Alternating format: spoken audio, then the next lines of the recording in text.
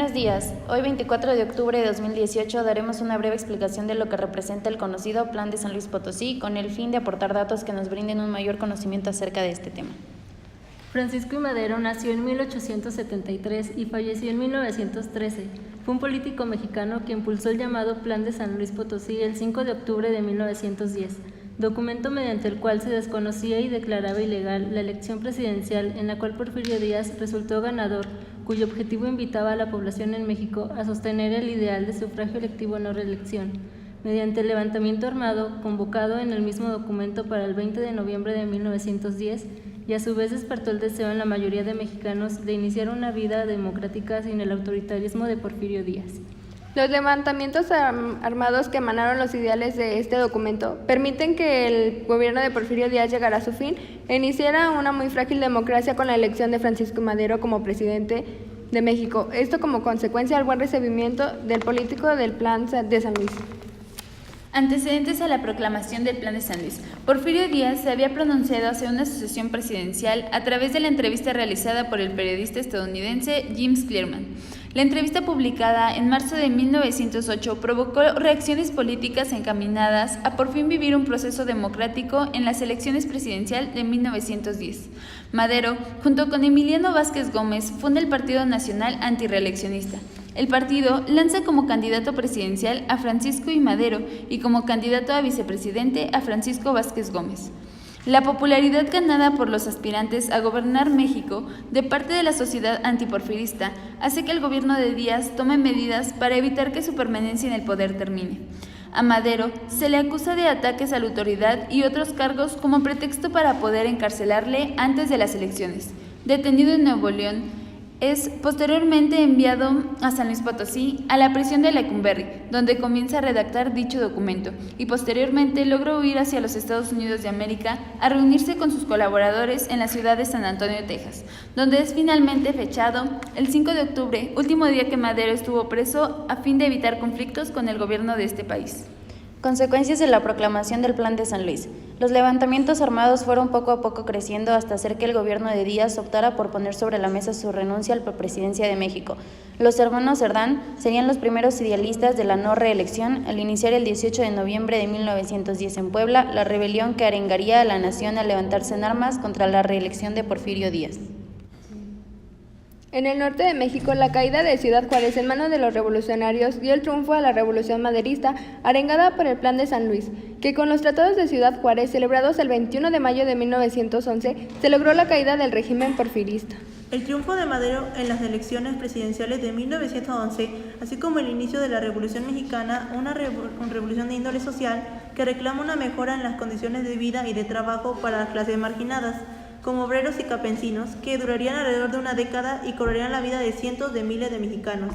A continuación, los artículos más importantes del Plan de San Luis. Artículo 2. Se desconoce al actual gobierno del general Díaz, así como a todas las autoridades cuyo poder debe dimanar del voto popular, porque además de no haber sido electas por el pueblo, han perdido los pocos títulos que podían tener de legalidad, cometiendo y apoyando, con los elementos que el pueblo puso a su disposición para la defensa de sus intereses, el fraude electoral más escandaloso que registra la historia de México. Artículo 3. Para evitar hasta donde sea posible los trastornos inherentes a todo movimiento revolucionario, se declaran vigentes a reserva de reformas oportunamente por los medios constitucionales aquellas que requieren reformas. Todas las leyes promulgadas por la actual administración y sus reglamentos respectivos, a excepción de aquellas que manifiestamente se hallen en pugna con los principios proclamados en este plan.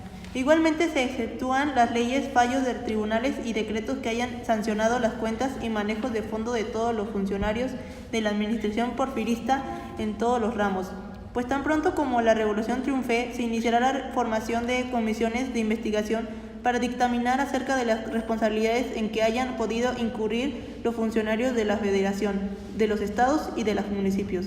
En todo caso, serán respetados los compromisos contraídos por la administración porfirista con gobiernos y corporaciones extranjeras antes del 20 de entrante. Abusando de la ley terrenos baldíos, numerosos pequeños propietarios, en su mayoría indígenas, han sido despojados de sus terrenos por acuerdo de la Secretaría de Fomento o por fallo de los tribunales de la República, siendo de toda justicia retribuir a sus antiguos poseedores los terrenos de los cuales se les despojó. De un modo tan arbitrario se declaran sujetas a revisión tales disposiciones y fallos y se les exigirá a los que adquirieron de un modo tan inmoral o de sus herederos que lo retribuyan a sus primitivos propietarios, a quienes pagarán también una indemnización por los perjuicios sufridos, solo en caso de que esos terrenos hayan pasado a tercera persona antes de la promulgación de este plan. Los antiguos propietarios recibirán indemnización de aquellos en cuyo beneficio se verificó el despojo. Puntos destacados del Plan de San Luis. Como conclusión, sintetizamos los puntos más importantes del Plan de San Luis, donde finalmente se declaraba la nulidad de las elecciones presidenciales de julio de 1910, la cual desconocía a José de la Cruz Porfirio Díaz como presidente de los Estados Unidos mexicanos, y Madero pasaría a tomar la presidencia provisional de México, donde se quería hacer justicia a los que por causa de la ley de los terrenos baldíos hubieran sido despojados de sus tierras, que el 20 de noviembre de 1910, a las 6 de la tarde, todos los mexicanos tomaran las armas. Nací en una hacienda de Parras, Coahuila. De joven realizaba estudios de agricultura y administración en Estados Unidos y Francia. Cuando volví del extranjero apoyé el Partido Liberal Mexicano, que estaba en contra de la dictadura de Díaz. A poco tiempo tuve diferencias con los puntos de vista de Ricardo Flores Magón, uno de los fundadores del movimiento, y decidí fundar mi propio partido, Partido Nacional Antireeleccionista. Fui candidato para competir contra Porfirio Díaz en las elecciones de 1910, pero mi popularidad preocupó al dictador y mandó a encarcelarme en San Luis Potosí. Estando en la cárcel escribí el Plan de San Luis, el cual invitaba al pueblo a levantarse en armas el 20 de noviembre de 1910, bajo el lema de sufragio efectivo, no reelección. El grupo de inconformes, los mexicanos menos favorecidos, apoyados por caudillos como Emiliano Zapata, empezamos una lucha con la que logramos que Porfirio Díaz se fuera del país. Entonces, a mis 37 años, me convertí en el presidente, siendo el jefe de la nación, y como a parecer habíamos logrado mi objetivo, ordené que se desarmara el Ejército de Liberación Nacional, el cual Emiliano Zapata era miembro. Zapata se enojó y se puso en contra mía. Envié a quien creía uno de mis hombres, Victoriano Huerta, para que luchara contra Zapata, pero me traicionó y terminó por quitarme la vida para quedarse con la presidencia. Hasta hoy mi propuesta de que el voto debe ser efectivo y nadie reelegido sigue en pie. Gracias por su atención. Esperamos cumplir el objetivo de lograr involucrarlos en el tema.